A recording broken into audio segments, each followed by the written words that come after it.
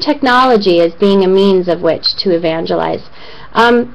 Scott, I want to talk a little bit about the new media conference that's coming up. Can you tell us a little bit about where it is, what's going on, some of the speakers, and what you think you're going to get out of that? Certainly, I'd be happy to. This weekend, as a matter of fact, in Kansas City is I think it's the fourth annual Catholic New Media Conference, and it's brought to us by SQPN, the StarQuest Production Network, which is a network that is headquartered in the Atlanta area. However, it was founded by a priest in the Netherlands, a priest named Father Roderick von, and they have been doing very high quality podcasts on a variety of topics trying to increase people's faith. And the thing that media is people how to use the new technology within their parish environments, and also to give examples of how people, what different bloggers are doing, and so on. On Friday, they have a session called the Catholic Media Guild Workshops, and there are four different workshops throughout the day on Friday designed for priests, deacons, religious, and any individuals and parish workers who are interested in hands-on learning about social media and how they can use social media within their parishes and their schools, etc. And Matthew Warner, who's a blogger for the National Catholic Register, will be speaking on Friday about how to turn your web presence into a social network. Another friend of mine, Jeff Yearling, is talking about gadgets and gizmos and how to use them within the parish. Then Lisa Hendy, who has written several books, she has a website called Catholic Moms. I think you're familiar with her. She'll be speaking in the afternoon on checking in at church and community building tools for social media. And then finally that evening, Pat Gone, who is another well-known Catholic woman blogger, will be speaking on From the World Made Flesh to the World Gone Digital. So that's Friday.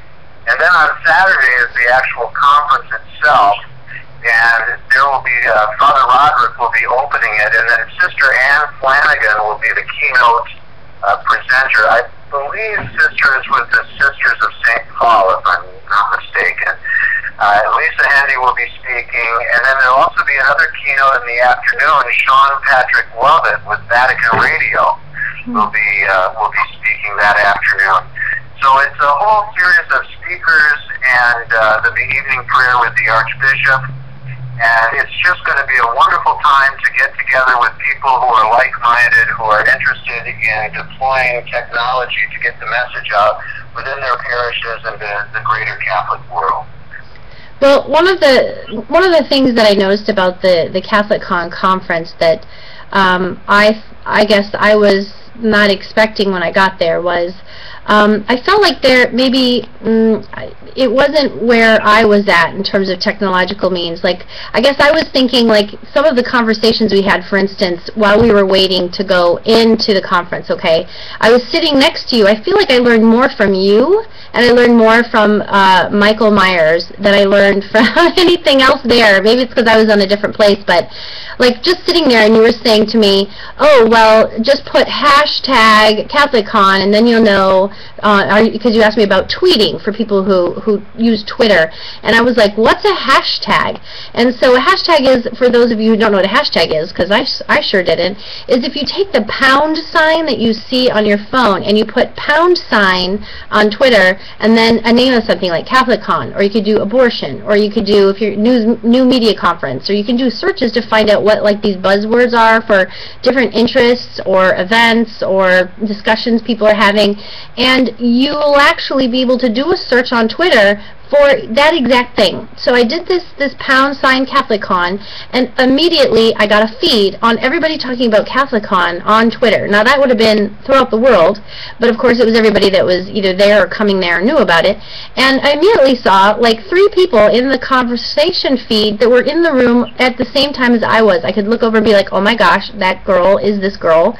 And I just thought that was so cool, that it made the world so much smaller. Some people find that frightening, but I find that amazing, because we are all part of the mystical body of Christ. We are all connected communally through being made human beings through the image and likeness of God. And what I felt it. I felt that connection to the sister in Christ next to me, because she had a name and I could know it through Twitter. I know that might sound silly, but for me, it showed me that these people are not arbitrary people out in the world that are getting in my way or causing trouble. Or these were people, human beings. I don't know. I felt like it immediately gave them dignity, because now they were a person. I saw them. I could see that this was a woman who had an opinion about why she was here and what she was saying about it. And it just, I guess, opened the world for me. And it was you that told me this simple little thing. I really wish there would have been a class saying, this is how you make the most of Twitter, or even this Google Plus. Can you just talk a little bit about Google Plus, because I still have no clue how to access this, and I keep hearing everybody saying this is the next best thing.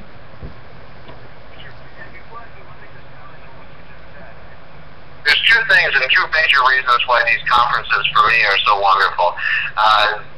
One, it's a way of connecting with people who are actively involved in promoting the use of technology within our Catholic world. And so to get to know these people and to realize, like you said, that these are regular people who are passionate about their faith and are also passionate about technology, and to be able to get some very practical tips on how to do this, how to take this home and use it within your own parish community. That, I think, is really, those are the two things and the reasons that I go to these events, is to connect with the people and then to learn new tips and techniques that I may not be familiar with. So, yeah, very, very key. And again, this CNMC conference is probably much more, especially the Friday session, is much more for people that don't have a lot of experience, where things like hashtags and so on would be discussed in depth, and they would be teaching you how to use those. So I'd strongly encourage anybody. I think the registration is still open, and I'm not a salesperson for this event, but I'm just very excited about it. I've been there before, and I know the quality of the event. So I strongly encourage anybody that doesn't have other plans this weekend, who can make their way to Kansas City to check it out. As far as Google Plus, Google has recently introduced let's just, for lack of a better term, an alternative to Facebook that is on the Google platform that allows you to connect with other people and share. But they've done it in a different way than Facebook has, and it's actually turned out to be something very powerful, and it's just coming out of test mode. So it's still, I think that, I don't know, it's a very large number of users that are already using Google Plus, but it's nothing like Facebook. And so, but with Facebook, the idea is that you have to be friends with people to share information, and that's really the only way that it's shared. With Twitter, it's just the opposite. You can share with anybody, and anybody can follow you. And Google Plus is kind of a combination of the two. You can follow specific people, but you don't have to request their permission to follow them. However, as a user on Google Plus, you're able to be selective about who you share information with. So you create what are called circles of friends. And I happen to have a Catholic circle that has about 350 Catholic people in it. So if I want to share something about the faith just with those people that are Catholic that I've connected with on Google Plus, I can send a message and share it just with my Catholic circle, or just with my family circle, or just with my friend circle. So that's one thing that Google Plus does really well, and it's really helped me to discover new Catholics who are online, who are excited about technology and excited about their faith, and are sharing regularly a lot of good information about those two topics. The other thing that Google Plus does that's been really valuable is I've met people like Michael Myers, who's in Memphis, who I never would have met any other way, who's very much involved in helping. He has a passion for starting a grassroots initiative to help different terms that people are searching for on Google, to present them with alternatives, Catholic alternatives to what they might expect to find. For example, if somebody does a Google search on abortion clinic, In other words, they're looking for an abortion. Michael is very interested in how we can take that search term and present an alternative, a Catholic alternative to abortion that might get them to consider not having an abortion, but seeking other resources that will help them keep the child and perhaps adoptive services or what have you. So Michael is an example of a guy, and what's happened in my relationship with him is that we've met all of these other interested people, Catholic authors, people like Lisa Hendy, Brandon Vaught, others, who we hang out once every week or every 2 weeks. Google Plus has a feature called Hangouts, and it's basically a conference call, a video conference call where you use your webcam on your computer, and up to 10 people can be on the call at the same time and can share in real time via video chat what it is that they're thinking about. So this has been a great tool, and we've had several of these hangouts where we've talked about what can we do and how can we get together and what can I do and what will so-and-so do and like that. So that has been a great use of Google Plus for a number of us in the Catholic digital world. And one of the ways that I think would be a good example of how that could be utilized for people who are trying to be a part of the new evangelization, that just came to my mind. If, for instance, you're a youth minister at a parish and you've got 6 or 7 different peer advisors, peer mentors that kind of help you run your peer group, you could actually have them as part of your circles, and you could have a once-a-week huddle, and you could video conference with the 7 people very quickly from your house. You don't have to have a meeting. Okay, we all have to get together. We have to find a time where our schedules work so we can all get to the parish. We can sit down and have this meeting about this upcoming, youth trip we're going to do. And what's great about this, what I'm hearing you say, is that you could actually, no, you wouldn't have to do that. You'll just say, hey, how about after y'all get your kids to bed or whatever, 8:30, how's that work? Yeah, okay, go down to your living room, flip it on, and now you're talking to all the relevant people, part of something that you need to get done. And you're making yourself and them that much more successful because you're all on the same page. I mean, that's what it sounds like. That's absolutely true, Christina. And I think that, in this day and age, and this technology is now available on your smartphone, on your iPhone or your Android phone, where you can actually have these video conferences from anywhere. And so you don't even have to be in front of your computer as long as you've got your smartphone with you. And you think about, I live in a rural area. I have to travel 40 minutes to my parish. And if you think about even things like parish council meetings and things of that nature going online as opposed to having to gather together, I think there's some real potential there for cost savings and also just convenience. Well, nothing beats face-to-face, and nothing beats opening a book and feeling the pages slide between your fingertips, or maybe even just to set that book down and know that you finished it. So, I mean, I think that we'll never, ever lose face-to-face. We're never, ever going to lose these tangible, tactile, that is theology of the body, is that we are sensual creatures. We've been created to experience the world in and through our bodies.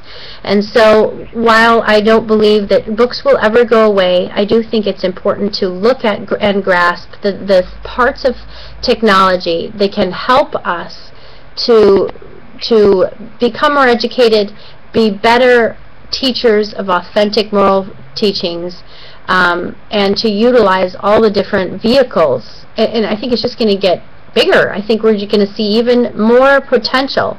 And you know what, folks? If the people of the pornography shops have sat down and figured all this stuff so that your 11-year-old boy, when he's doing a Google search, at home for a science project, comes up with internet porn, then we have to step up and develop algorithms to prevent those things from happening. Or like you said, Michael Myers, where when somebody's searching to have an abortion, if you have that technological understanding where you can change the search engines to a point where we can give people an alternative, that's a new form of evangelization, folks. That's different than door-to-door. That's different than having a class or a Bible study.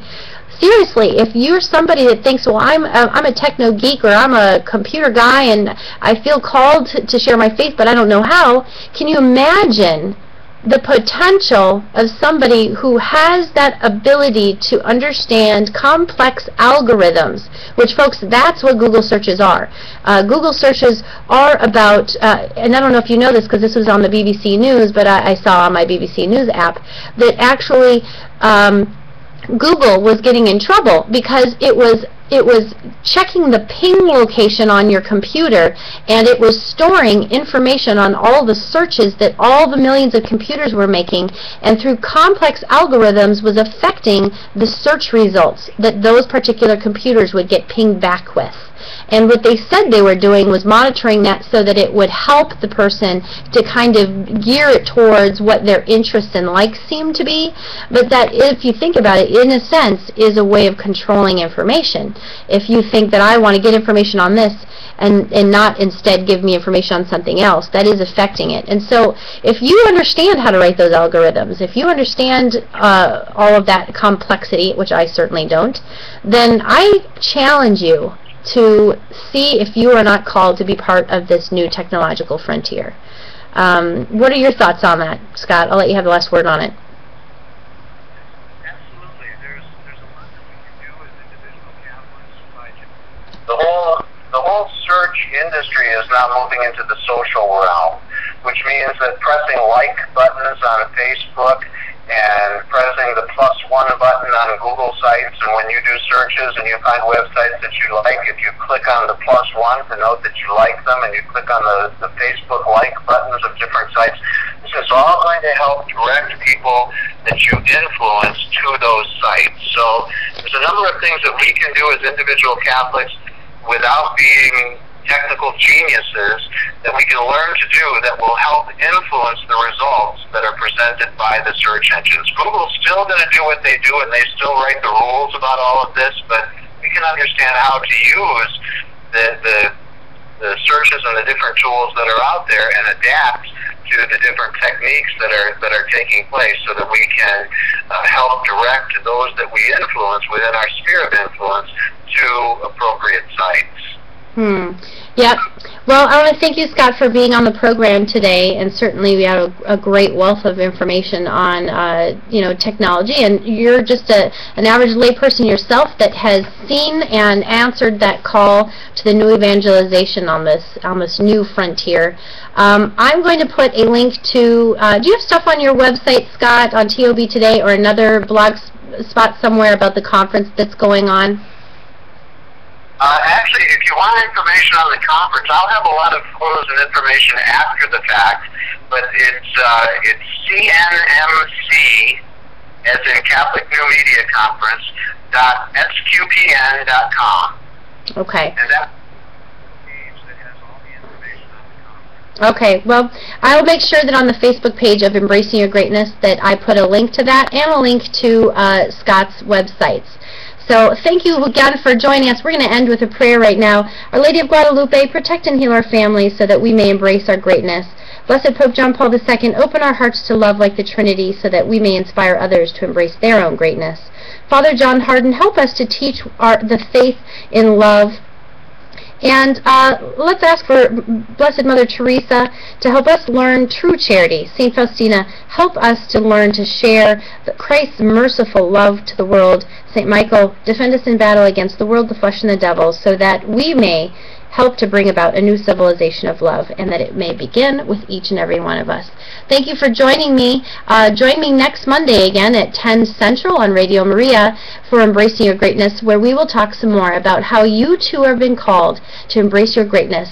And there's so many different ways in which to do that. Next week is October, so we'll be talking about Holy Father's intentions for October, which are for the terminally ill, that in their suffering they may be sustained by faith in God and by love of others. And the missionary intention is celebration of the World Mission Sunday may increase in the people of God the passion for evangelization and the support of missionary activity through prayers and economic aid for the poorest churches.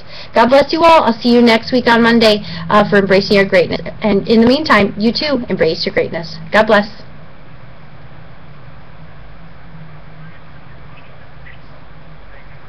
Yep, thanks, Evelino. Thanks, Scott.